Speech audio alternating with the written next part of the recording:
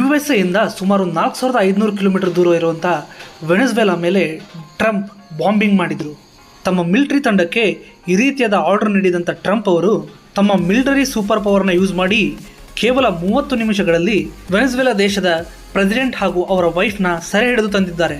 ಬನ್ನಿ, ಟ್ರಂಪ್ ಯಾವ ರೀತಿಯಾಗಿ ಈ ಆಪರೇಷನ್ನ ಸಕ್ಸಸ್ಫುಲ್ ಆಗಿ ಮುಗಿಸಿದ್ರು ಅಂತ ಈ ಆನಿಮೇಷನ್ ವಿಡಿಯೋ ಮೂಲಕ ತಿಳ್ಕೊಳ್ಳೋಣ. ಈ ಆಪರೇಷನ್ಗೋಸ್ಕರ ವೆನೆಜುವೆಲಾ ದೇಶದ ಅಪೋಸಿಷನ್ ಪಾರ್ಟಿಯ ಸಪೋರ್ಟ್ ತೆಗೆದುಕೊಂಡಂತ ಟ್ರಂಪ್ ಅವರು ತಮ್ಮ ಎಕ್ಸ್ಪರ್ಟ್ಗಳೊಂದಿಗೆ ಸರಿಯಾದ ಪ್ಲಾನ್ ರೂಪಿಸುವ ಮೂಲಕ ರಾತ್ರಿ ವೇಳೆ ಸರಿಯಾಗಿ ಪ್ರೆಸಿಡೆಂಟ್ ಮನೆಯ ಮೇಲೆಯೇ ತಮ್ಮ ಟೀಮ್ ಅನ್ನು ಕಳುಹಿಸಿ ವೆನೆಜುವೆಲಾ ದೇಶದ ಪ್ರೆಸಿಡೆಂಟ್ ಹಾಗೂ ಅವರ ವೈಫ್ ಅನ್ನ ಸೆರೆ ಹಿಡಿದಿದ್ದಾರೆ.